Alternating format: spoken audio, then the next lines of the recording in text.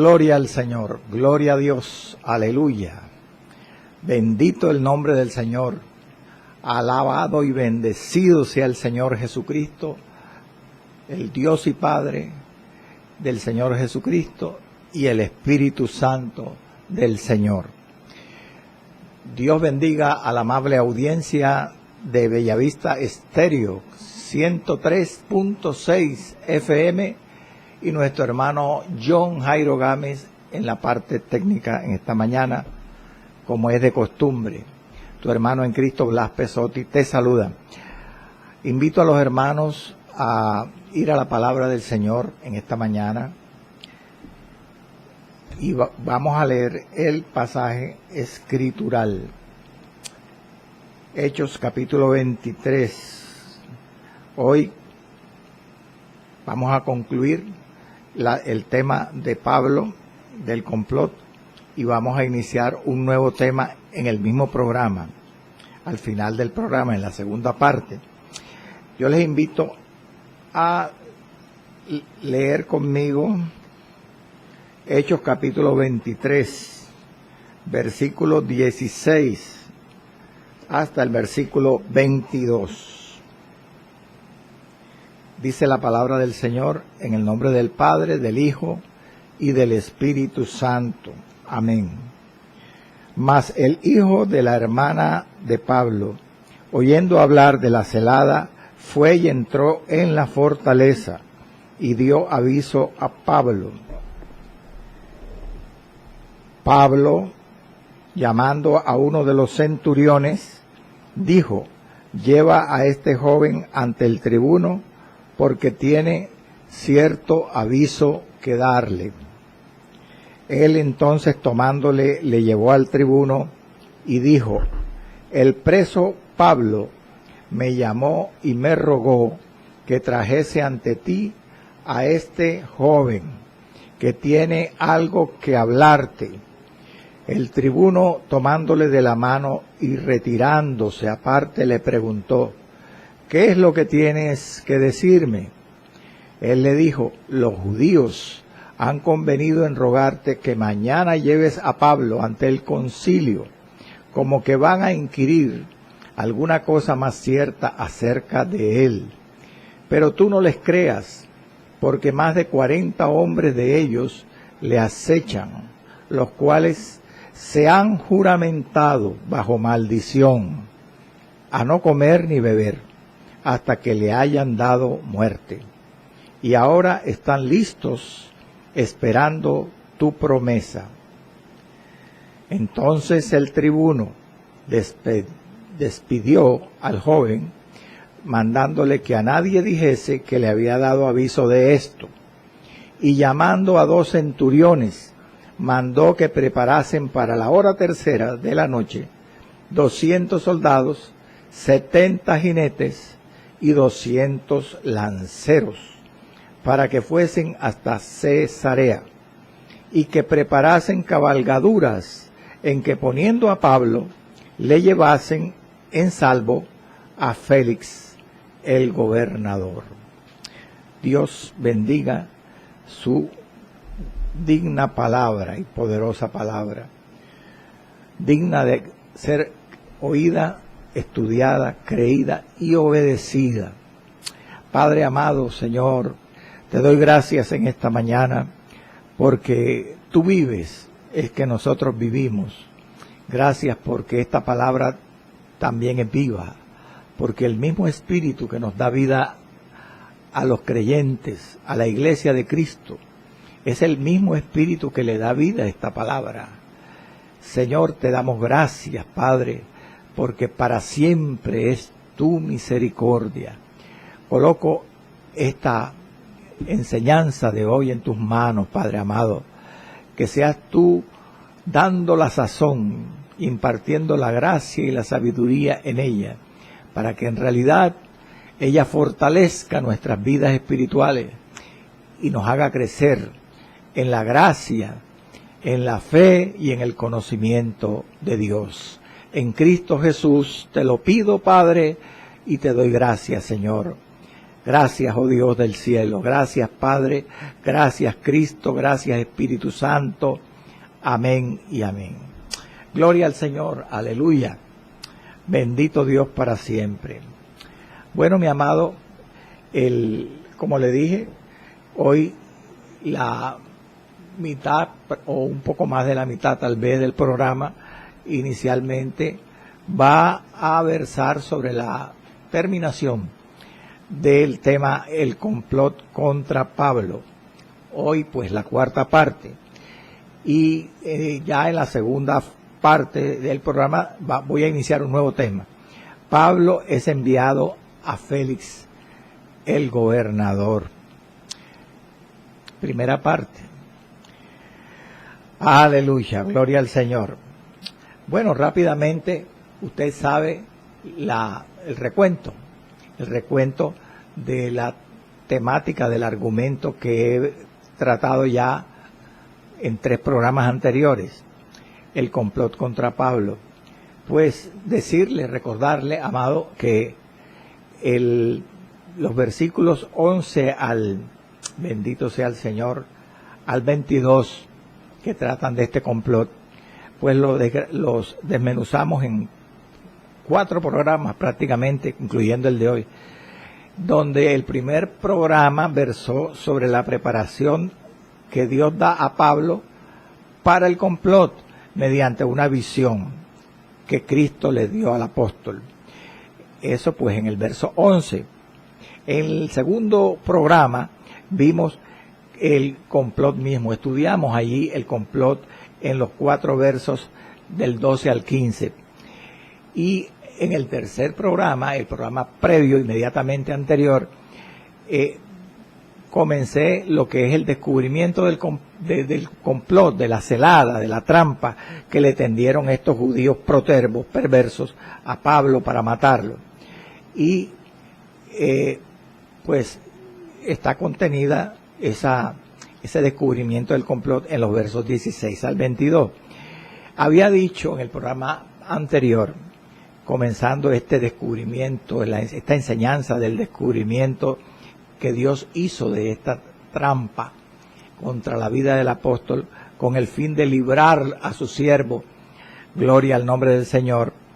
Había dicho que Pablo era consciente, tenía muy pendiente que si él descuidaba en este momento que llega su sobrino a donde él estaba detenido, a la fortaleza, si él descuidaba el uso de ese instrumento que Dios proveía para su liberación del complot, que era su sobrino, Pablo sabía que si descuidaba esto, él no podría ser liberado, él no podría jamás esperar ser liberado. ¿Por qué, hermano? Si Dios no es soberano. Sí, Dios es soberano, pero Dios también usa los instrumentos, y cuando Dios usa los instrumentos hay que atender al instrumento para poder ser liberado. Como dice el proverbio ruso, el refrán ruso, Pablo entendió eso. Hay un refrán que dice, hay que tener fe, pero hay que remar para la orilla. Pablo entendía que él debía creer, confiar en las promesas que Dios le había dado de liberarlo de allí en Jerusalén, de sus aflicciones, y en este caso de esa trampa contra su vida, para ir a Roma. Dios se lo había dicho por la visión del versículo 11, pero él sabía también que hay que remar para la orilla, o sea, hay que hacer lo que nos toca hacer a nosotros. Dios nos promete algo, Él lo va a cumplir, Él es soberano, pero Él espera que nosotros actuemos también, hagamos la parte que nos corresponde. ¿Cuál era la parte que le correspondía?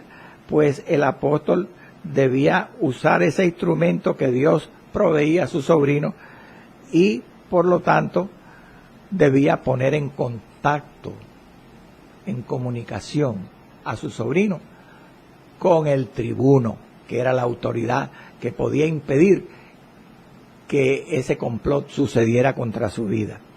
Entonces, por esta razón, tan pronto, como dicen los versículos 16 y 17, ahora vamos a leerlos, el apóstol tan pronto se enteró del plan siniestro contra su vida por boca de su sobrino, inmediatamente él pone a su sobrino en comunicación directa con el tribuno mediante un centurión. Leamos la escritura para que usted se dé cuenta en los versos 16 y 17. Aleluya, gloria al Señor. Versos 16 y 17. Aleluya, déjeme buscar la cita. Versos 16 y 17, dice así: mas el hijo de la hermana de Pablo, oyendo hablar de la celada, ya eso lo comenzamos a estudiar en el programa anterior, pero observe lo que dice: el hijo de la hermana de Pablo, oyendo hablar de la celada, fue y entró en la fortaleza, en el cuartel, y dio aviso a Pablo. Pero ¿qué hace Pablo una vez que su sobrino le da aviso de la celada, de la trampa contra su vida?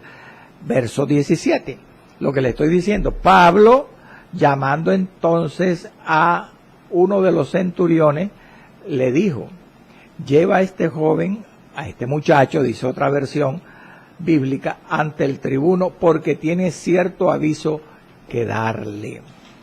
Lo que le estoy diciendo, hermano, lo que le estoy enseñando, amado, escucha. Tan pronto Pablo se entera, pone a su sobrino en comunicación con el tribuno, porque él sabía que tenía que hacer su parte para que Dios lo liberara. Dios proveía el instrumento, la herramienta, el agente para su liberación, que era su familiar, su pariente, su sobrino. Ahora, gloria al nombre de Jesús para siempre. Vea detenidamente que el verso 17 nos habla de cómo, de qué manera Pablo puso a su sobrino en comunicación con el tribuno. Lo dice claramente el versículo 17.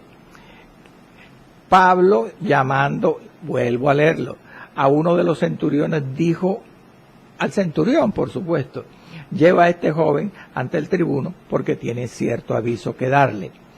¿Qué aprendemos nosotros de la manera, del modo, de la forma como Pablo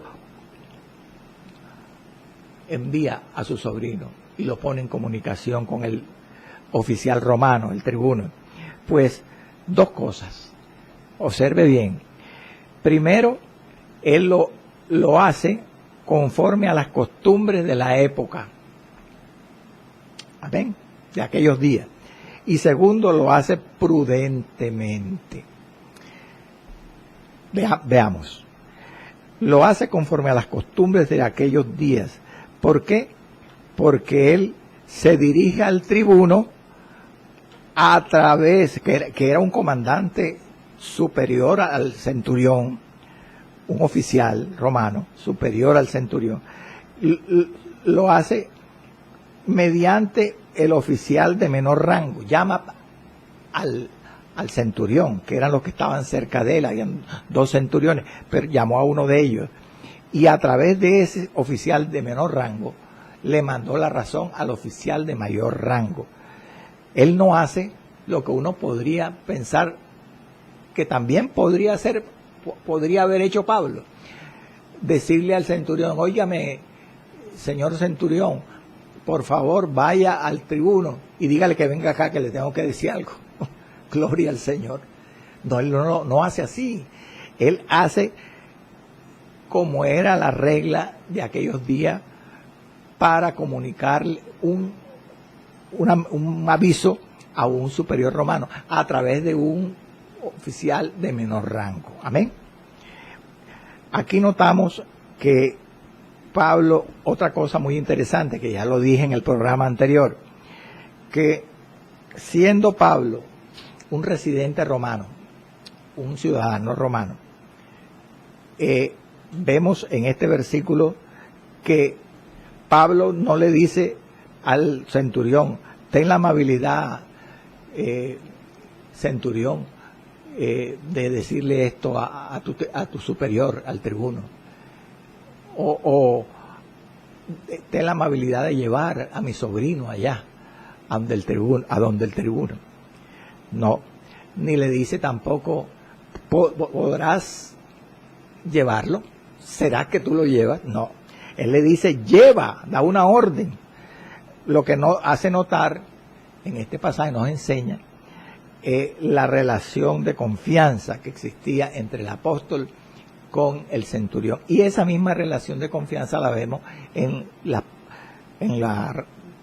¿cómo decirle?, en los tratamientos de Pablo con el mismo tribuno. Él se manejaba con confianza ante los oficiales romanos. ¿Por qué? Porque él, como nacional romano, sabía que tenía derecho a ser escuchado, a ser respetado en sus, ¿cómo decirle?, en ciertas cosas. Tenía ciertos privilegios, ciertas prebendas que no tenía el ciudadano común. Y eso le daba confianza, pero al mismo tiempo le daba confianza, o sea, especial atención de parte de los superiores de Roma para con Pablo. Esa es la razón por la cual vemos que Pablo se manejaba con confianza y hasta de una forma grata, agradable, con los superiores romanos, debido a su nacionalidad romana. Entonces, al mismo tiempo vemos, como le digo, que él pone en comunicación a su sobrino no solamente conforme a las costumbres de esa época, sino lo hace prudentemente.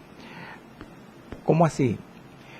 Porque vea que él no le dice al tribuno, lleva a mi sobrino. No le dice, perdón, al centurión, lleva a mi sobrino al tribuno. Le dice, lleva a este joven al tribuno, ante el tribuno, porque tiene cierto aviso que darle. Es decir, oculta prudentemente su parentesco con el niño, con el joven. No le dice su filiación. Y es prudente, pero es prudente también porque no le da la explicación detallada a través de su sobrino al tribuno. Sencillamente, o sea, no se la da, no al tribuno, al centurión, quiero decir. No le dice al centurión, lleva a este joven ante el tribuno porque me van a matar y los judíos están tramando matarme, no comen ni beben para conseguir sus propósitos. No, él le oculta también al centurión los detalles del complot. Eso indica prudencia, sí, sobriedad del tribuno, de Pablo, perdón, en el asunto. Gloria al Señor. Entonces vemos cómo comunica o pone en comunicación Pablo a su sobrino con el tribuno. Bendito sea el Señor para siempre. Aleluya. Ahora bien, vamos a la palabra, vamos a la escritura. En el verso 18, vaya al siguiente verso, dice que el centurión entonces, tomando al joven, le llevó al tribuno y dijo, mire lo que le dice el tribuno, el centurión a su superior, al tribuno. El preso Pablo me llamó y me rogó. Hay otra versión que dice, me pidió que trajese ante ti a este joven que tiene algo que decirte, algo que decirte. Mire que el centurión lleva al joven a Claudio Lisias, que era el tribuno, pero le da, mire la manera de dirigirse el centurión al tribuno, breve y al punto, es decir, un típico informe militar. Así es como los militares se hablan entre sí, y no solamente en Roma en aquel tiempo, hoy en día en el mundo occidental, ellos son de pocas palabras y precisos. un oficial, un coronel, un teniente, si tú recibes una información de un soldado raso, de un cabo, de un suboficial, le dice breve y al punto. Ellos quieren todo breve y al punto. Esa es la forma típica militar de informar. Así se dirige el centurión al tribuno. El preso Pablo me llamó y me pidió que trajese ante ti a este joven que tiene algo que decirte, que hablarte, punto. No le dice más nada. Un informe sucinto, escueto, pero preciso. Bendito sea el Señor. Aleluya. Gloria al Señor para siempre. Bendito sea el Señor. Aleluya. Gloria a Dios. Mire, hay estudiosos, intérpretes bíblicos, que afirman que el complot, el plan, la estrategia macabra, gloria al Señor, que se encuentra descrito en los versos 14 y 15, versos que ya estudiamos. Si no hubiera sido, dicen estos intérpretes, si no hubiera sido comunicado, como va a ser comunicado ahora en nuestro estudio, por el sobrino de Pablo al tribuno, lo cual vamos a ver de los versos 19 al 21. Dicen los intérpretes que si eso no hubiera ocurrido, escuchen, casi con completa seguridad, ese complot habría tenido éxito. O sea, casi con completa seguridad Pablo lo hubiera matado. Porque opinan los exegetas que debido a las dudas que tenía el tribuno sobre los móviles por los cuales acusaban los judíos a Pablo, él hubiera estado dispuesto a aceptar la petición de los principales sacerdotes y ancianos, descritas allí en los versos 14 y 15, de llevar a Pablo otra vez ante el concilio judío para un nuevo interrogatorio. Porque él estaba interesado todavía en saber las causas por las que Pablo era acusado, y él todavía no se había enterado. Ya nosotros hemos estudiado repetidas pasajes en donde se frustró las pretensiones del comandante romano, del Claudio Lisias. No podía enterarse. Por esta razón opinan así los intérpretes. Sin embargo, Dios, que todo lo sabe, aleluya, que todo lo ve, todo lo sustenta, todo lo puede, actuó para liberar a su siervo. Bendito sea el nombre del Señor para siempre. Aleluya. Gloria al Señor para siempre. Entonces, vamos al verso 19, amado. En el verso 19 se dice que el tribuno tomándole de la mano, ¿a quién? Al joven. Y retirándose aparte, le preguntó, ¿qué es lo que tienes que decirme? ¿Qué es lo que tienes que decirme? Oiga, aquí podemos ver la forma amable como el tribuno se comporta con el joven. No, como hemos estudiado ya, seguramente muy posiblemente, dicen los intérpretes, no sabía que era el sobrino de Pablo. Pablo lo había ocultado al centurión. Ahora, usted se preguntará, hermano, pero no es posible que de pronto, cuando habló con el tribuno ahí entre, ¿cómo es? En voz baja, como dicen algunos jocosamente, le preguntaría al muchacho, oye, ¿tú qué eres de Pablo? ¿Por qué dice usted así tan confiado? Hermano, porque, oyente, nosotros no podemos interpretar nada más sino lo que está escrito en la Biblia. Y Lucas, el autor del libro, no dice más nada. Él afirma esto con toda certidumbre. Si se hubiese dado eso, Lucas lo hubiera insinuado, que se enteró de alguna manera, pero seguramente no sabía que era el sobrino de Pablo. Pero se portó amablemente, porque fíjese que lo toma de la mano, dice el versículo 19, y se retira aparte. Vemos ¿cómo decirle? El trato cordial, ¿verdad? Amén.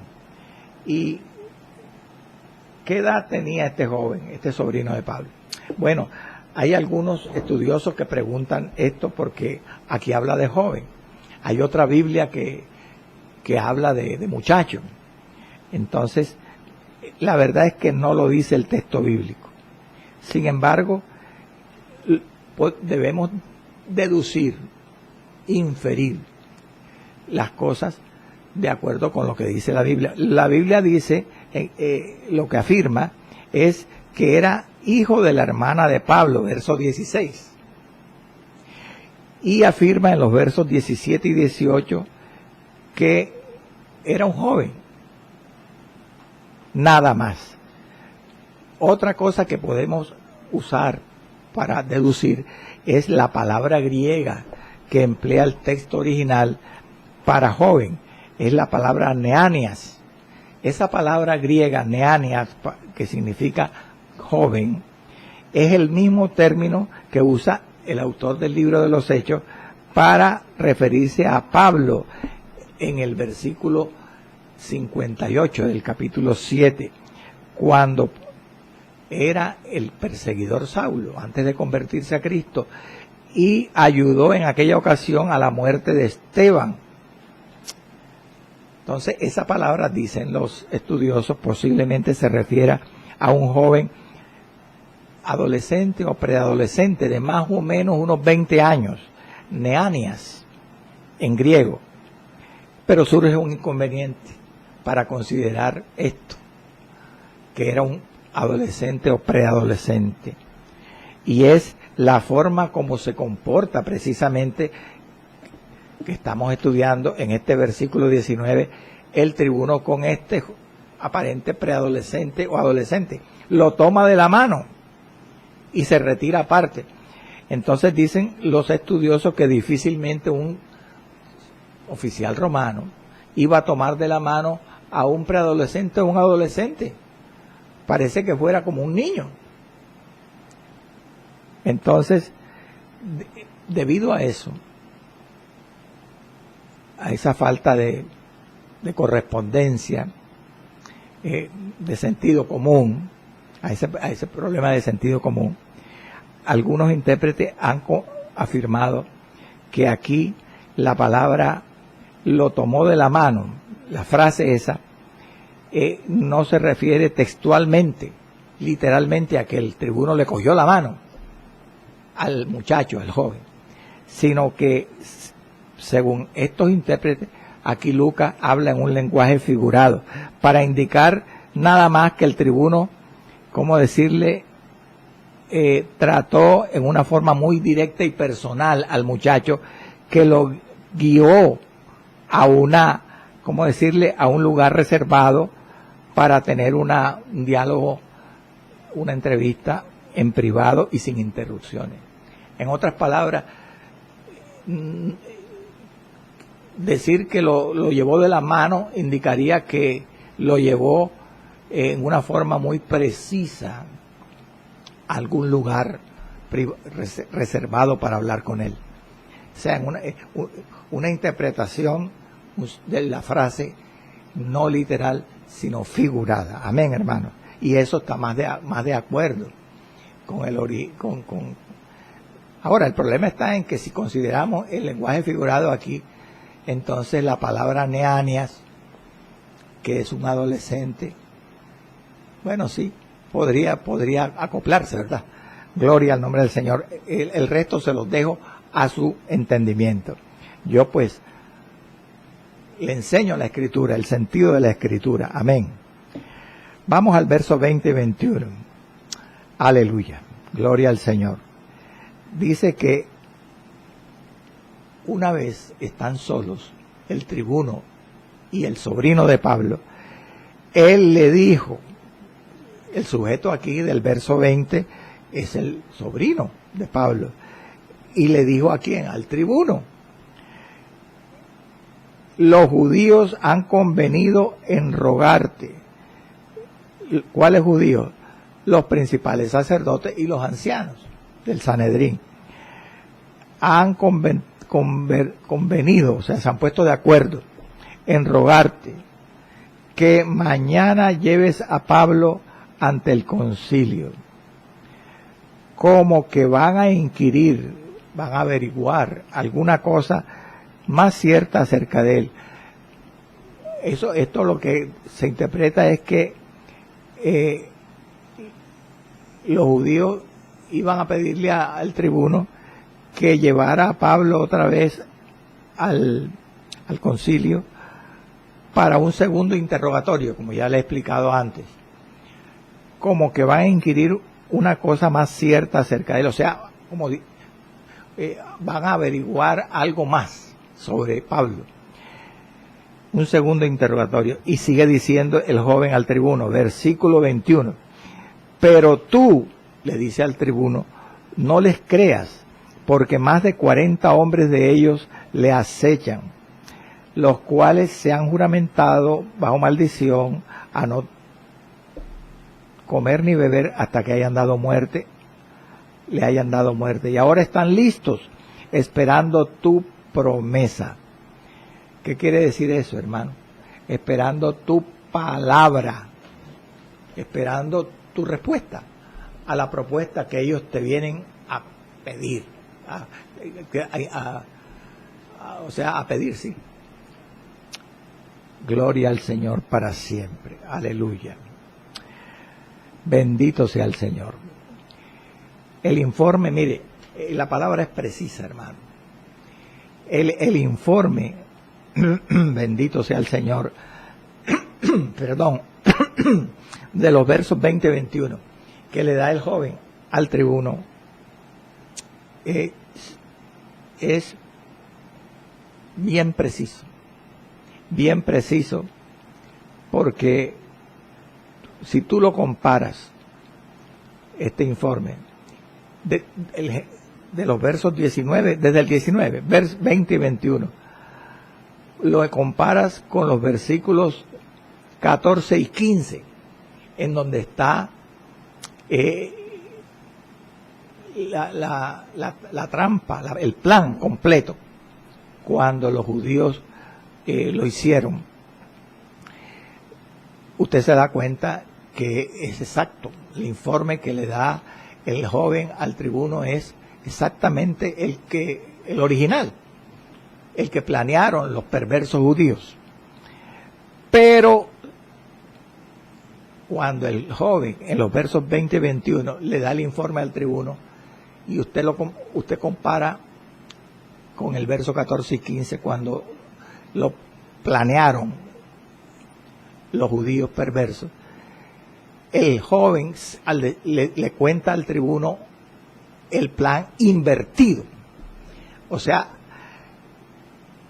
me refiero a que en el verso 14 y 15, cuando los judíos complotadores, conspiradores contra Pablo, fueron a hablar con los ancianos y principales sacerdotes del Sanedrín, le dijeron, primero que todo, que ellos estaban en ayuno y en oración para matar a Pablo. Y después es cuando le dicen, entonces, hablen ustedes con el tribuno para mañana el tribuno traiga a Pablo aquí y nosotros estaremos listos para matarlo. Pero si usted compara el verso 20 y 21, cómo dice este plan, el joven al tribuno se lo dice al revés. Primero le comunica que los judíos conspiradores contra la vida de Pablo se van a presentar al día siguiente ante él, ante el tribuno, para que lleve a Pablo ante el concilio. Y después es cuando le dice que los judíos que iban a pedirle esto estaban sin comer y sin beber para matar a Pablo. Y esto tiene un propósito. Aún este orden de pensamientos tiene su propósito. Y era que el niño tenía que comentar primero la inminente llegada de los judíos perversos al día siguiente, porque le iban a pedir al tribuno que llevara a Pablo y su vida estaba en peligro, su tío estaba en peligro. Eso era lo primero que tenía que él comunicar. Y después sí le explica la causa por la cual ellos van a pedirle eso, el plan, el fondo que tenían para matar a su tío. Gloria al nombre del Señor para siempre. Aleluya. Bueno, sigamos, hermanos. ¿Cuál es la idea con la que remata el joven después que presenta el plan completo al tribuno? Verso 21, primera parte. Pero tú no les creas. Mire, esta forma de expresión del sobrino del apóstol, como dicen algunos, parece insinuar, o mejor dicho, confirma que él era un preadolescente, era una persona inmadura, porque esta forma de hablar la expresan los jóvenes. Pero tú no les creas. Una persona madura no dice eso, no dice el informe contra Pablo de esa manera. Es como cuando un niño o un joven nos viene a nosotros con un cuento, con una información y nos dice, pero es mentira, pero eso es mentira, pero tú no les creas. Esa forma de hablar parece confirmar que en realidad era un preadolescente, porque era una forma infantil casi de hablar. Vamos al verso 21. Mire, el verso 20 y 21 que contienen el informe del sobrino de Pablo al oficial romano, al comandante, en realidad es una advertencia que el niño le está dando al tribuno de que los judíos juramentados contra la vida de Pablo están por presentarse, porque se van a presentar al día siguiente.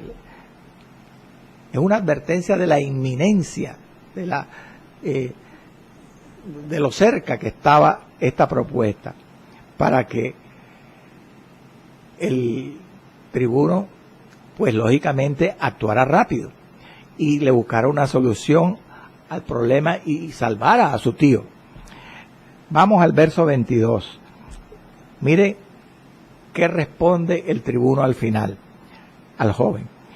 Entonces el tribuno despidió al joven, mandándole que a nadie dijese que le había dado aviso de esto. Si uno lee, sin conocer mucho de la Escritura, un pasaje como este, y sabe que era un joven, no era una persona conocida del tribuno, y con una versión de un tema tan delicado, extraña la actitud del tribuno. El tribuno no hizo ninguna investigación. El tribuno tomó en serio el informe como verdad, creyó la verdad, lo que el joven le decía a él era verdad.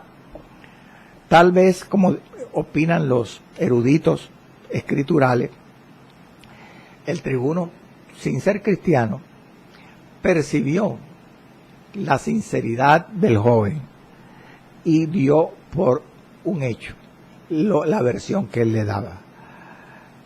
Ahora, ¿cuál era la responsabilidad de un comandante, de un batallón, de una compañía? Un tribuno. Pues la obligación de un tribuno era ¿cómo decirle? Salvaguardar la ley y la justicia. En este caso, en Jerusalén.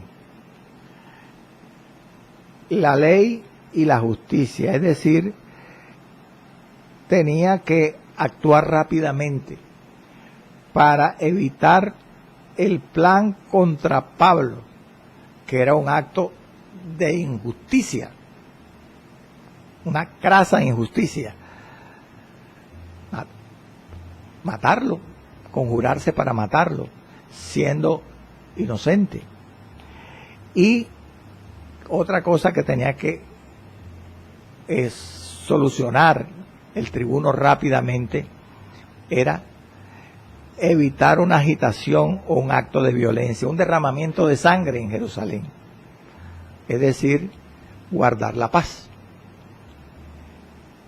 Tenía que, como obligación, el tribuno que salvaguardar la justicia y la paz. Por esta razón, él advierte al muchacho lo que dice el verso 22, que no revelara nada de lo que le había dicho. No le digas a nadie lo que hemos hablado. Que a nadie le diera aviso de esto, dice textualmente. Bueno, ya para concluir todo este pasaje del complot contra la vida de Pablo, escúcheme, hay una conclusión muy ilustrativa y que abarca mucha, ¿cómo decirle?, enseñanza para nosotros, los creyentes. Mire, en todo este pasaje, que nos ha llevado 4 programas, 3 y medio, 3 y 3/4 para ser más exacto, en todo este pasaje del complot contra la vida de Pablo, que va desde el verso 11 al 22, todos los personajes, parece una cosa asombrosa, hermano, todos los personajes, el sobrino de Pablo, Pablo mismo, el centurión y el tribuno, todos, si usted ha estado atento a las enseñanzas o sabe lo que ocurrió en este pasaje con detalle, confirmará que todos estos personajes, los 4 personajes que le he mencionado, se comportaron prudentemente. Amén, hermano. Se comportaron prudentemente, como lo demandaba y lo requería el caso de Pablo. Todos se portaron prudentemente. ¿Qué nos enseña esto? A primera vista, que Dios es un Dios soberano. Porque fíjate que hacer que se comportara prudentemente Pablo, que tenía el Espíritu Santo, que era un siervo de Dios, o que se comportara prudentemente el joven sobrino de Pablo, que posiblemente era cristiano, no era de extrañar, porque Dios actúa en sus hijos y dispone su corazón. Pero hacer que se portara prudentemente un centurión y un tribuno, que eran gentes incrédulas, que eran gentes idólatras, que no tenían a Dios, al Espíritu Santo, eso indica soberanía. O sea, Dios actúa tanto en creyentes como no creyentes. Dios es un Dios soberano, aleluya. Y a todos dispuso sus acciones, sus palabras, su comportamiento en una forma que fuera prudente. ¿Para qué? ¿Qué nos enseña esto? El que hubieran actuado prudentemente todos ellos en este pasaje del caso de Pablo. Nos enseña 2 cosas, amado. Primero, nos enseña que quienes no saben guardar secretos no pueden estar en puestos de mando. Pablo, como un oficial, como un ministro del Señor. El centurión, como un oficial, porque el centurión, aunque era de baja, de una categoría inferior al tribuno, era también un oficial que estaba sobre 100 soldados. El tribuno, pues, lógicamente, en un nivel elevado en su ejército. Y el joven también estaba en puesto destacado en este momento, aunque era un joven. ¿Cuál era? Un emisario de su tío, que era un apóstol, que llevaba un mensaje tan importante para salvaguardar, para que Dios salvaguardara la vida de su tío. Él estaba allí siendo honrado por Dios al ser un instrumento de Dios, el sobrino de Pablo. Entonces, eso nos enseña primeramente el pasaje, que quienes no saben guardar secretos no pueden ser puestos en lugares destacados. Dios honra a los que le honran, bendito sea el Señor, sean cristianos o no sean cristianos, aleluya. Segunda moraleja, Dios aquí influyó en todos los personajes del pasaje, hermano, como hemos visto, pero para asegurar el éxito del rescate de Pablo.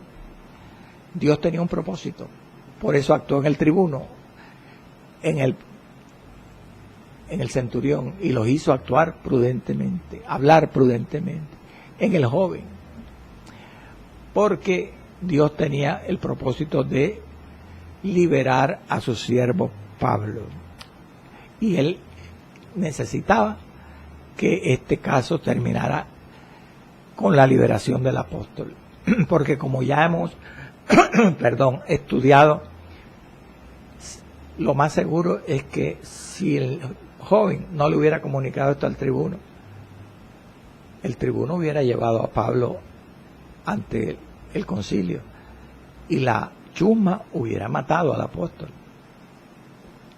O sea que Dios necesitaba garantía, bendito sea el Señor. Bueno, en estos minutos finales, amado, hasta aquí el tema del complot contra Pablo. Veamos el comienzo, el inicio, apenas la insinuación, porque va a ser un tema, este otro tema que inició hoy. Pablo es enviado a Félix el gobernador, o como dicen otros estudiosos, Pablo es enviado a Cesarea. Nos va a llevar varios programas. Entonces, los pocos minutos, los tal vez 10 minutos que nos quedan, vamos a avanzar algo, vamos a insinuar este tema en su primera parte. En este pasaje, donde Pablo es enviado a Cesarea al Félix el gobernador, este pasaje, abra su Biblia, por favor, abarca 13 versículos, desde el versículo 23 de este capítulo 23 de Hechos hasta el final, hasta el verso 35. Y estos 13 versículos los voy a dividir en 3 partes para estudiarlos mejor. Primero, lo que hoy voy a tratar de comenzar, la orden o el mandato que da el tribuno a Pablo y a un grupo de militares, que está descrito en los versos 23 y 24, en esos 2 versos. La segunda parte de esta temática abarca 6 versos, del verso 25 al 30, que contiene una carta, una misiva que escribe el comandante Lisias, Claudio Lisias, a Félix el gobernador, y que envía con un grupo de militares que van a acompañar a Pablo desde Jerusalén a Cesarea. Y la tercera parte de este pasaje lo vamos a estudiar bajo el título de la llegada, del arribo, cuando este grupo de militares con Pablo llegan a Cesarea, lo cual vamos a estudiar del verso 31 al 35, en esos 5 versículos. Aleluya. Comencemos en estos pocos minutos que nos quedan la primera parte de esta temática, de este argumento, de este asunto. Pablo es enviado a Félix el gobernador. La orden, el mandato. El tribuno da una orden. ¿Cuál es? Para llevar a Pablo de Jerusalén a Cesarea. ¿Por qué? Porque él se ha enterado que la vida de Pablo está en peligro. Entonces él tiene que sacar a Pablo rápidamente de Jerusalén. Antes que lleguen al día siguiente, como le informó el joven, los judíos, a proponerle que lleve a Pablo al concilio. Porque él ya sabe cuál era el plan. Entonces, él tiene que actuar rápidamente. Y dice los versos 23 y 24, escúchenme. Y llamando a 2 centuriones, mandó que preparasen para la hora tercera de la noche 200 soldados, 70 jinetes y 200 lanceros. Dice otra versión bíblica, en vez de 200 lanceros, 200 tropas ligeras. Y sigue diciendo, ¿para qué llamó a los centuriones y mandó que preparasen a este grupo, a estos 3 grupos de militares? Sigue diciendo el verso, para que fuesen hasta Cesarea, versículo 24, y que preparasen cabalgaduras, caballos, para que, en que poniendo a Pablo, le llevasen en salvo a Félix el gobernador, es decir, llevaran a salvo, sano y salvo, seguro, a Pablo, a Félix el gobernador, que estaba en Cesarea, por supuesto. Antes de seguir la idea de lo poco que podemos aprender de esto, de este nuevo tema en este programa, quiero leer los versos, esos versos que le acabé de leer en la Reina, como están en la Reina de Valera 1960. Esos mismos 2 versos, como están redactados en otra Biblia, en el texto occidental, según algunos manuscritos latinos. En el llamado texto occidental, que es la base de varias versiones bíblicas, los versos 23 y 24 no dicen como acabé de leer, dicen así, que el tribuno dijo, alisten soldados para ir a Cesarea, 100 hombres de a caballo, no dice 70, como dice la Reina Valera, y 200 lanceros, o sea, como decía uno cuando estaba niño, esta versión se comen los 200 soldados, que como veremos eran 200 legionarios, 200 militares de infantería que iban de a pie. Eso se los come esta versión, ¿no? O sea, me excusa, los omite. Nada más menciona 100 hombres a caballo y 200 lanceros. Y sigue diciendo, y él, el tribuno, les mandó a los militares, sigo leyendo la versión del texto occidental, les mandó que estuviesen listos para partir a la hora tercera de la noche, y ordenó a los centuriones proveer caballos para Pablo, para que andara, y lo llevaran durante la noche a Félix el gobernador. Y mire cómo dice el verso 24 en esta versión del texto occidental, que es el motivo por el cual le traigo esta versión en este estudio. Porque tenían temor, ¿quiénes? Los romanos y el tribuno, que los judíos pudieran secuestrarlo.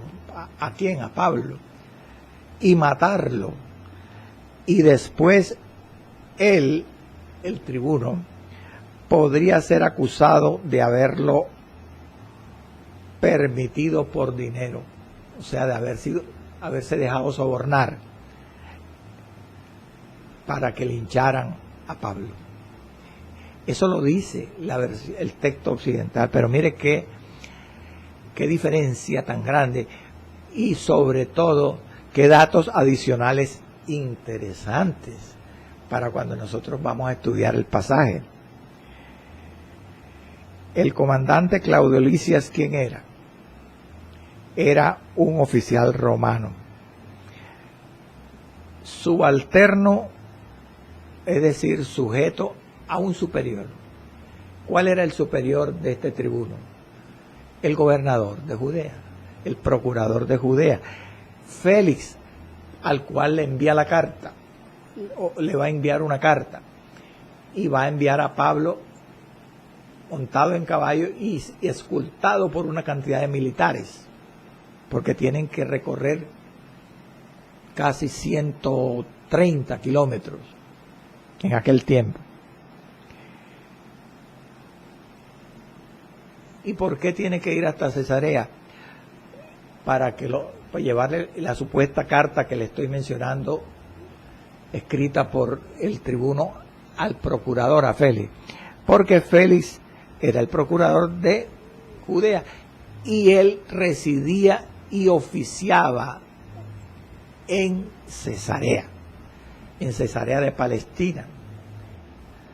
La Cesarea de Palestina hay que diferenciarla de la Cesarea de Filipo, porque la Cesarea de Filipo estaba en la provincia norteña de Israel, de Galilea, mientras que la Cesarea de Palestina era la capital de la provincia de Judea. Ahí era donde vivía y ejercía el procurador Félix. Cesarea fue la capital de la provincia de Judea durante los reinados de Herodes el Grande y de Herodes Agripa I, que era Herodes el Viejo. En ese tiempo fue la capital de Judea durante los reinados de estos reyes idumeos. Y era, entre otras cosas, como le he dicho ya, la sede del gobierno romano, bendito sea el Señor, de Judea, porque era donde vivía el gobernador Félix y donde trabajaba, ejercía. Ahí tenía su palacio de gobierno en Cesarea. Bueno, hermano, vamos a tener que dejar ahí y vamos a retomar el estudio de esta primera parte del traslado de Pablo a Félix, el gobernador, en el próximo programa. Padre amado, Dios del cielo y de la tierra, te doy gracias, Señor.